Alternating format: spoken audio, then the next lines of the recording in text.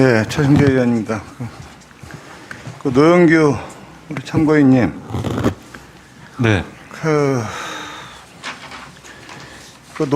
코인 노래방 시작하실 때 정부로부터 무슨 지원받고 하신 건 아니시죠? 직접 창업하실 때.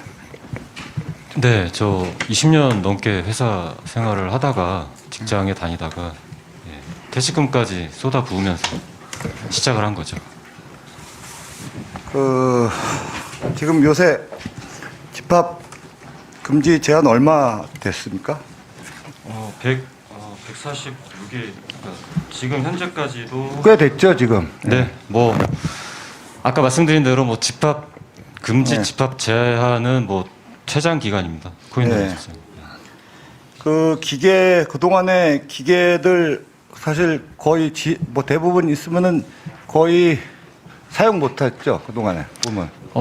집합 금지 기간에는 거의 영업장에 나올 수가 없었죠. 뭐 나오면은 사실 눈물밖에 안 나왔기 때문에 뭐 작년 뭐 여름 때 집중호우 때는 뭐 매장 침수된 적이 되게 그 기계 자체가 보니까 TV 보니까 거의 사용을 못하게 되던데 사용을 못하니까. 네, 못했습니다. 그 기본 전기료가 보통 한 50만 원 되죠, 보통. 사용을 안 하더라도 매장 네, 넘어가기가. 아까 말씀드린 대로 계약 전력은 기본적으로 매달 징수가 됐었어요. 영업 매달 적자가 어느 정도 나왔습니까? 임대료 빼고.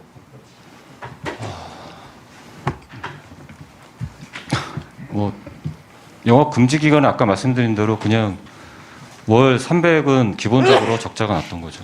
매출은 0이었지만. 그 정부가 2주 연장씩 보통 한 게 한 20번 정도 했었죠. 보통. 네네. 지금 네. 국시치 사장님, 영업 제한 같은 경우는 2주 연장씩 한 20번 했죠. 2주 연장. 영업 제한. 2주 연장 너무 많이 해서 기억도 안 납니다. 20번 한 걸로 알고 있는데 그러다 보니까 오후에 사람을 그만두게 하기가 좀 어려웠죠. 사실은 연장을 하다 보니까. 뭐 저희 은행권의 직원들은 철저히 그 정부의 방역에 다들 그 협조하는 사람들이라서 뭐 저녁 영업은 거의 없었습니다. 네.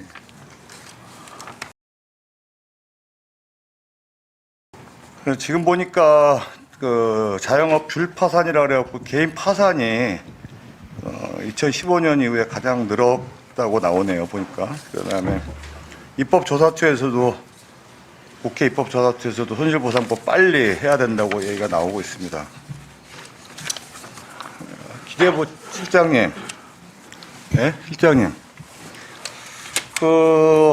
지금 아까 세금 내던 사람들이지 않습니까? 자영업자분들이 보통, 예? 정상적으로 하면, 네. 예? 세금 내던 사람들이, 어찌됐든 간에 세금을 내던 사람들이 이렇게 폐업을 하고, 이렇게 폐업을 많이 하고 그러면은 취약계층으로 전락하겠고, 기초생활수급자로 전락을 할 텐데, 그러면 그것도 세금을 누군가 부담을 해서 굶겨주길 수는 없잖아요. 해외로 뭐 망명 보낼 수도 없고 그렇잖아요. 또 어떻게 굶겨주길 이거 분명히 비용이 들어가지 않겠습니까? 다른 나라로 보내실 거예요? 한꺼번에 배 태워서? 폐업하신 소상공인분들 말씀하시는 건가요? 네, 그렇잖아요. 그러니까 소상공인들 말씀하시는 거예요.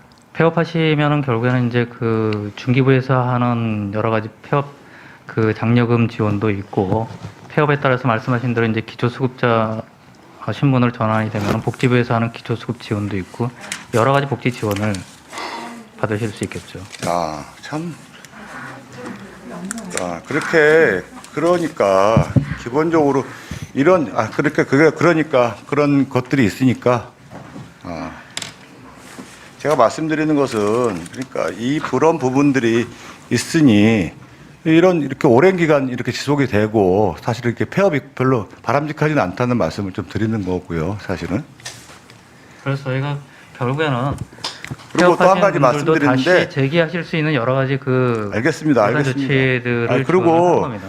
지난번에 재정 얘기하는데 제가 아까도 말씀드린 OECD 저희 주요 나라 가운데 GDP 대비 공공지출이 12.3%, OECD 주요 19개 가운데 가장 낮은 수치라는 건 아시죠? 저희가 가장 높은 프랑스의 31%, 절반에도 못 치고.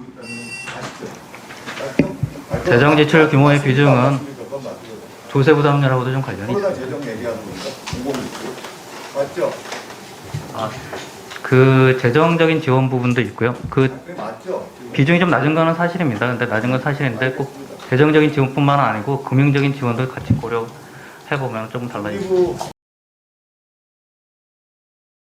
입장에 네. 잠깐 아까 다시 한번 확인을 하는데 아까 인정 한 장짜리 얘기를 다시 한번 확인을 하는데 재미난 게요. 아까 우리 민명덕 의원님도 말씀하셨는데 다시 한번 확인할게요. 2019년도 2020년 집합금지 영업 제한 업종에 현금 나머지 현금끼리 빼고 신용카드하고 현금 영수증 관련된 부분이 신용카드 같은 경우는 여신금융협회 카드사에서 보니까 14조 2,361억 정도가 자료가 있습니다. 추계 자료가. 그다음에 현금 영수증 같은 경우는 5조 6,467억. 이건 나와 있어요. 자료가 다 나와 있습니다. 확인하려면 나와 있고 국세청에도 나와 있습니다. 이제 여기서 중요한 자료가 하나 있습니다. 신용카드 전체 승인액 중에서 영업 제한, 영업 금지 신용카드 승인액은 감소를 했고 그 외에 나머지 일반 업종들은 증가를. 무슨 말인지 아시겠어요? 영업 제한 금지 업종은 당연히 매출이 떨어졌고 나머지 일반 업종들은 증가를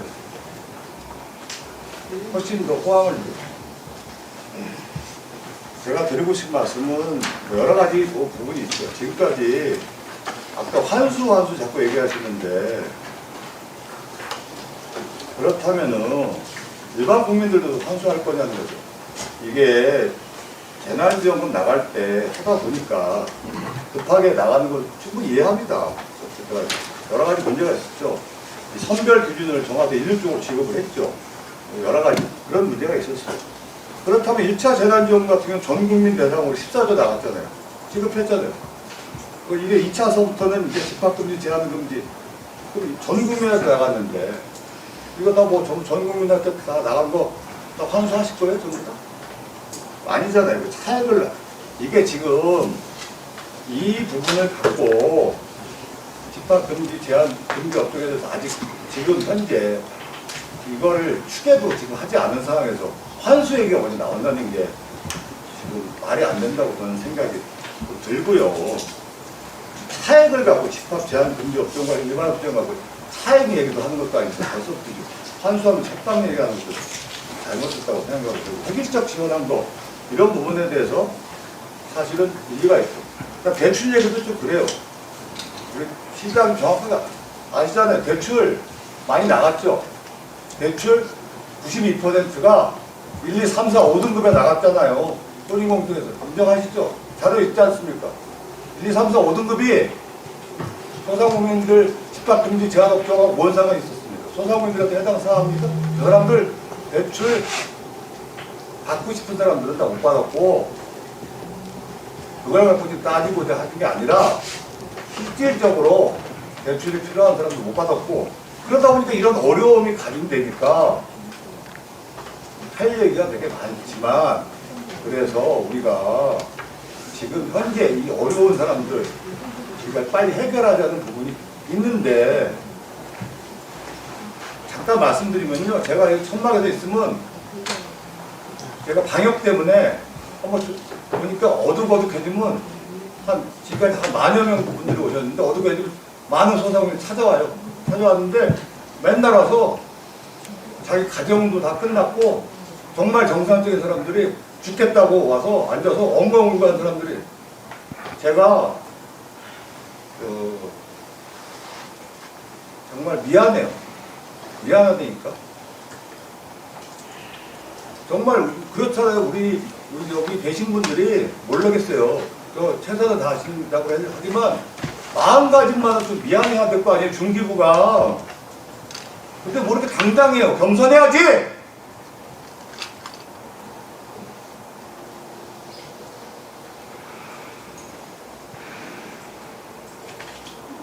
소급 적용을 떠나서 아까 그 정태호 의원님 말씀하셨지 않습니까? 보상에 관련된 부분에 대해서 이 입법 청문회라는 게 우리가 얘기하는 게 지금 한꺼번에 우리가 좀 해결하자고.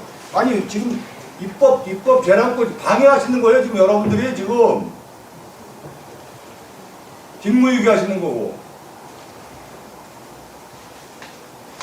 아니 나라 그 대통령 하시는 일을 여러분들이 지금 방해하시는 걸 다 보려. 공무원분들이 진짜로 대통령 하시겠다는데 무슨 공무원들이 그래요 그거. 사장님